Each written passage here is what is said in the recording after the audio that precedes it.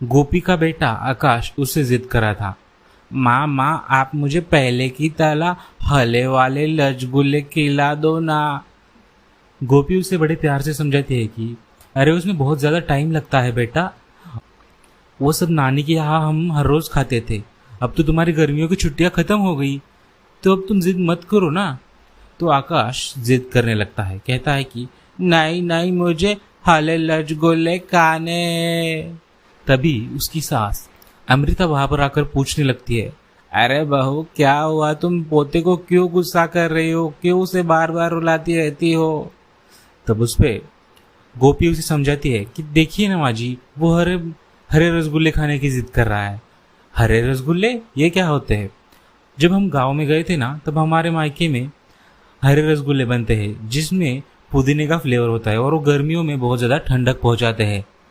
तो गर्मियाँ चल रही इसलिए आकाश वो मांग रहा है। अच्छा, अरे आकाश बेटा, ऐसा कुछ नहीं होता, पुदीना वुदीना छोड़ दो तुम, मैं तुम्हारे लिए पापा से आइसक्रीम लाने को कहूँगी।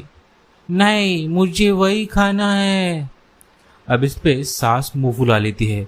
तभी उसका पति किशोर आता है। आते ही किशोर भड़क उठता है और कहता है कि ये क्या बच्चे को नए नए शौक सिखाती रहती हो तुम, हरे रसगुल्ले काले रसगुल्ले, क्या समझ क्या रखा है तुमने? मैं इतनी धूप में मेहनत करता हूँ, 2 पैसे की अकल है तुम में? जब देखो कुछ ना कुछ घटियापन करती रहती हो।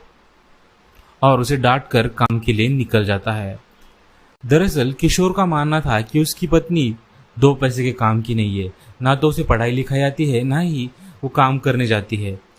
ऐसे में जब उसका पति चला जाता है और सास अपने कमरे में आराम करने के लिए चली जाती है, तब उसकी बहू यानी कि गोपी धीरे से जाकर दूध पैकेट से अपने बेटे के लिए हरे रसगुल्ले बना देती है।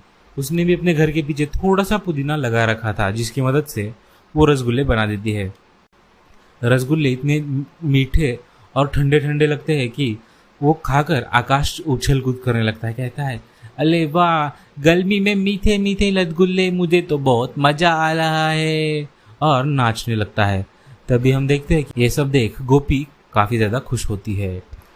अब गुस्से में पति घर से तो चला जाता है, लेकिन जाते वक्त उसे ये नहीं पता था कि गर्मी बढ़ती जा रही है और वो जो दिहाड़ी का काम कर रहा था उसमें उसकी हालत और ज्यादा बिगड़ने वाली है। किशोर हर रोज की तरह आज भी काम कर रहा था, लेकिन सूरज हर रोज से ज्यादा आज गर्म था, और गर्मी इतनी बढ़ गई थी कि मानो हर किसी का खून उबलने लगे।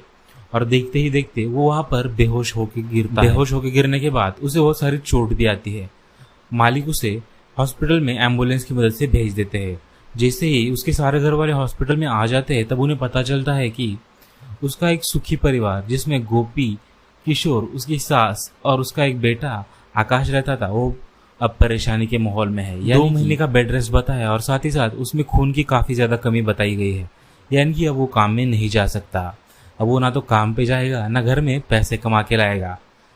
घर आते ही हम देखते हैं कि उसे डॉक्टर ने तो बेड रेस्ट करने को कहा था, तो वो कमरे में रेस्ट तो कर रहा होता है, लेकिन दूसरी ओर रूम से बाहर आते ही उसकी सास यानी अमृता चिल्लाने लगती है, ए भगवान, कैसे दिन दिखा रहा है तू, मेरा बेटा काम नहीं करेगा तो हम लोग क्या खाएंगे, भगवान बचा ले, हम गरीबों को, ये अनपढ़ बहू तो किसी काम की नहीं है, मेरी तो उम्र हो चुकी है।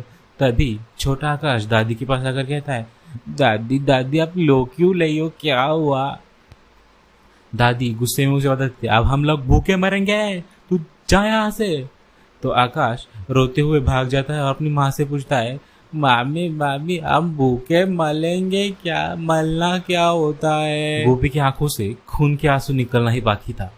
गोपी अब ठान लेती है कि वो अपने घर के लिए कुछ करने वाली है, और सवेर समेट कर घर से बाहर निकल जाती है। जाते ही वो एक शॉप पे चली जाती है और वहां से एक दुकानदार से बात कर लेती है, और आगे चल के कुछ दूध के पैकेट ले आती है। लगभग 10-12 दूध के पैकेट देखकर जब वो घर आ चुकी होती है, उसकी सास उस पर और ज्यादा भड़क जाती है। अरे बहू, तुम्हें इतनी सी भी अकल नहीं है, घर में पैसे नहीं है बच्चे के दूध का तो सोच लेती, इतने पैकेट ला के पियोगी, पागल हो गई हो, भगवान कैसी बहू दी है रे, इससे अच्छा तो मेरा बेटा कुंवारा रहता। गोपी समझाती है, माँ जी आप चिंता मत कीजिए, मैं इनका सदुपयोग ही करूंगी और अपने घर के लिए जरूर कुछ अच्छा करूंगी, और गोपी वहां से जैसे ही निकल जाती है उसके पीछे पीछे आकाश भी निकल जाता है। दूसरे दिन सुबह का समय था।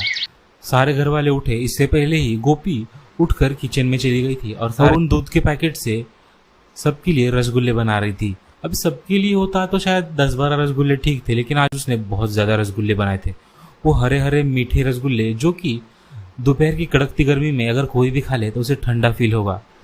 तो वो रसगुल्ले बहुत ज्यादा बनाकर एक बर्फ के पैकेट में बर्फ का डब्बा पीछे लगाकर बेचने के लिए ठेले पर चली जाती है। आकाश को अपने हाथों से 1-2 रसगुल्ले निकाल के रख के चली जाती है। जब सुबह होती है कोई भी घर से जल्दी नहीं उठाता, क्योंकि इन्हें पता था कि आज शायद खाने को अनाज भी नसीब ना हो। वही दूसरी ओर गांव में जाकर गोपी हरे रसगुल्ले बेच रही थी। अब इतनी गर्मी में कोई भी रसगुल्ले खाना नहीं चाहता था। एक इंसान जो गर्मी से परेशान था और आसपास कोई भी नहीं था, इसलिए उससे 2 रसगुल्ले खरीद लेता है। अब सिर्फ केवल 5 रुपए की 2 रसगुल्ले देखकर वो कहता है अरे इसमें क्या ही होगा, और जैसे ही वो खाता है उसे ठंडा लगने लगता है। मुंह में मानो एक ठंडा आ जाती है और ये गर्मी फील ही नहीं होती। वो उसकी बहुत ज्यादा तारीफ करके अपने घर वालों के लिए भी पैक कर चला जाता है। देखते ही देखते सब लोग जो आसपास के उस इंसान की तारीफ सुन रहे थे वहां पर भीड़ इकट्ठा करने लगते हैं और उसके हरे हरे रसगुल्ले सारे गांव में फेमस हो जाते हैं। वो अपनी माँ को फोन कर बता देती है कि मुझे बहुत ज्यादा पुदीने की जरूरत है। गांव से उसकी माँ उसके लिए एक डब्बा पुदीने का रस भेज देती है और साथ में कुछ कच्चा पुदीना भी भेज देती है। देखते ही देखते उसके पुदीना के रसगुल्ले पूरे गांव में फेमस हो जाते हैं। हर कोई गर्मियों में ठंडा होने के लिए उसी के रसगुल्ले शॉप पे आता। दूर दूर से लोग उसके रसगुल्ले खाने के लिए आते। अब स्विगी जोमेटो जैसे बड़े बड़े होम डिलीवरी ऐप पे भी उसके रसगुल्ले फेमस हो जाते हैं। और देखते ही देखते उसके पति की ट्रीटमेंट भी अच्छी होती है, उसका घर भी नया बन जाता है और वो लोग काफी ज्यादा अमीर बन जाते हैं।